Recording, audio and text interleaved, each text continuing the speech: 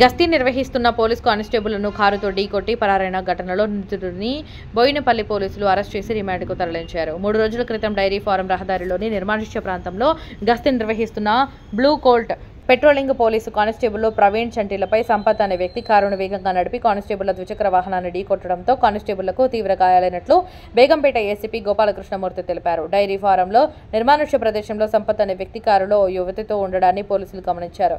యువతితో ఏకాంతంగా ఉన్న సంపత్ అనుమానాస్పదంగా కనిపించడంతో వెంటనే వారి ద్విచక్ర వాహనంపై వెళ్లారు. భయాందోళనకు గురైన సంపత్ కారును వేగంగా ద్విచక్ర వాహనంపైకి తీసుకువచ్చి వాళ్లను ఢీకొట్టి అక్కడ నుండి పరారైనట్లు ఏసీపీ స్పష్టం చేశారు. ఈ ఘటనపై కేసు నమోదు చేసుకున్న బోయినపల్లి పోలీసులు సీసీ కెమెరాల ఆధారంగా కారు జీపీఎస్ ట్రాక్ను గుర్తించి నిందితుడు సంపత్ను అరెస్టు చేసి రిమాండ్కు తరలించినట్టు తెలిపారు.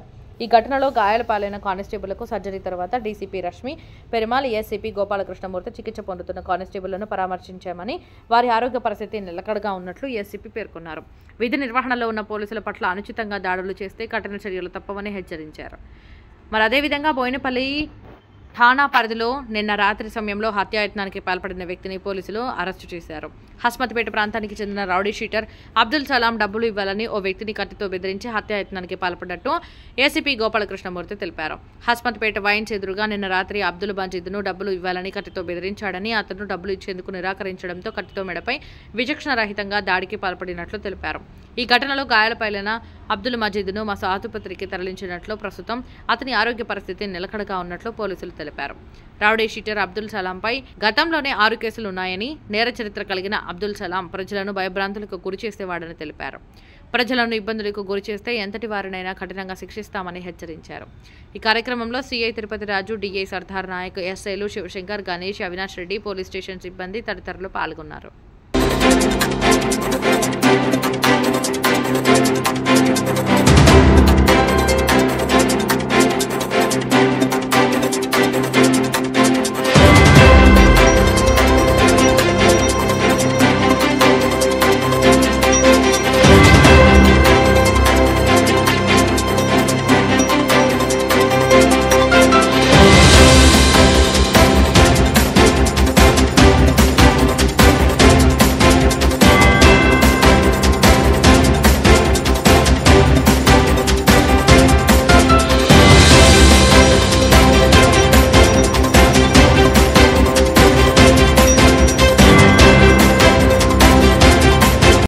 బోయినపల్లి పోలీస్ స్టేషన్ పరిధిలోని నిన్న అంటే 7వ తారీఖు నాడు నైట్ అరౌండ్ 11 ఆ టైంలో ఈ అబ్దుల్ సలాం అని అల్వాల్ పోలీస్ స్టేషన్ పరిధిలో రౌడీ షీటర్, ఇతనిపై గతంలో ఒక 4 కేసులు కూడా ఉన్నాయి.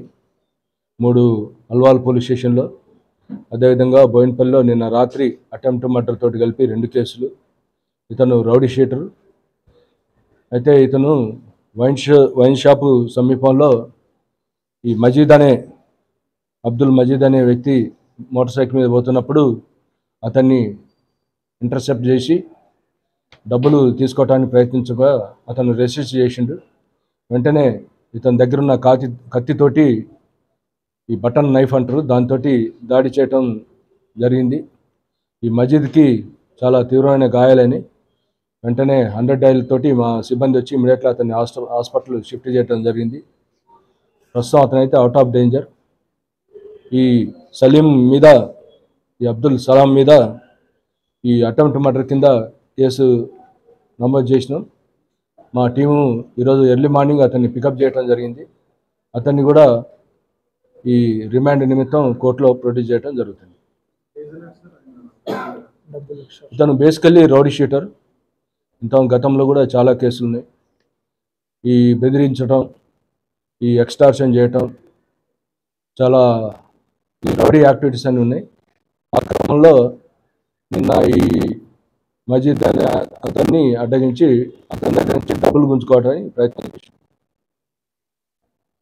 బోయినపల్లి పోలీస్ స్టేషన్ పరిధిలో ఈ నెల 5వ తారీఖు నాడు నైట్ 10 o'clock ఆ టైంలో మా బ్లూ కోల్ట్ సిబ్బంది కానిస్టేబుల్ చంటి, ప్రవీణ్ ఇద్దరు కలిసి ఈ పెట్రోలింగ్ విధులు నిర్వహిస్తున్నప్పుడు మొదటగా వాళ్ళు దిల్కుష్ నగర్ ఏరియాలో అక్కడ పెట్రోలింగ్ చేసి ఆన్ ది వేలో ఈ డైరీ ఫామ్ రూట్లో వెళ్తున్న క్రమంలో ఆ రోడ్డు ఎమ్మటి ఫారెస్ట్ ఏరియాలో ఒక బైలేన్లో ఒక వెహికల్ అనుమానాస్పదంగా ఉన్నట్లు గమనించి వీళ్ళు కారు దగ్గరికి పోతున్న క్రమంలో ఈ కారులో ఉన్న డ్రైవరు అతని పక్కన ఒక వ్యక్తి ఉన్నట్లు, లేడీ ఉన్నట్లు తెలిసింది.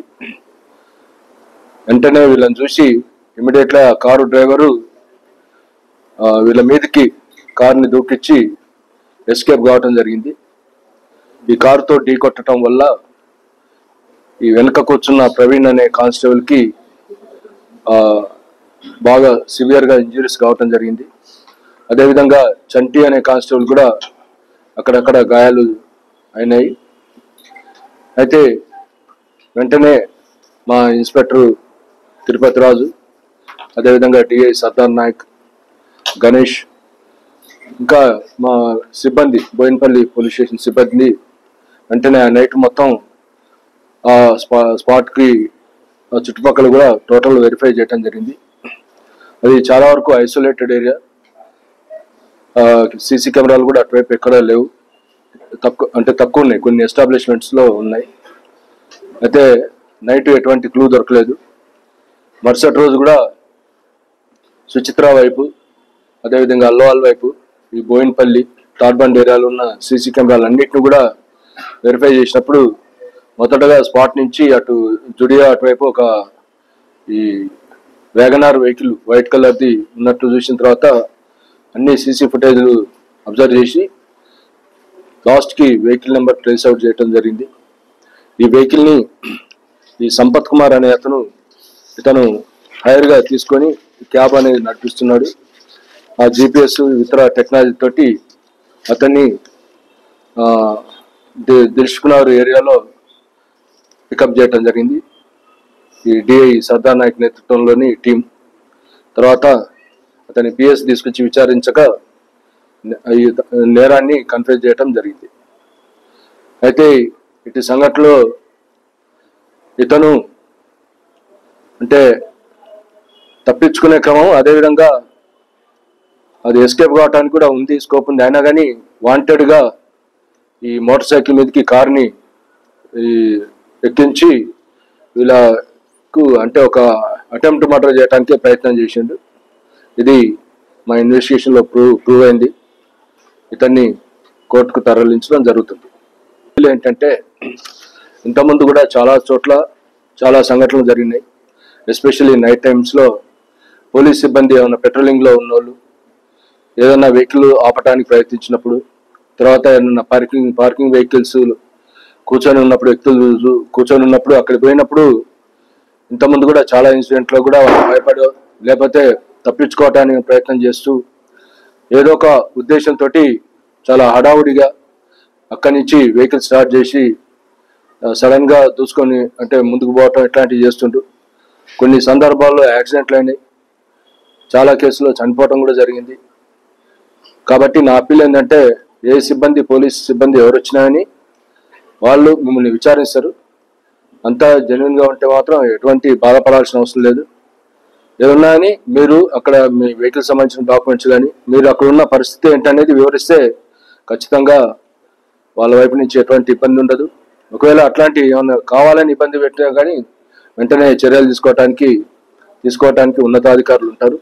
కాబట్టి ఇటు సంఘటనలు పునరావృతం కాకుండా ఇది ఒక అందరికి కూడా ఇది గుర్తు తెచ్చుకోవాలని కోరుకుంటున్నాను.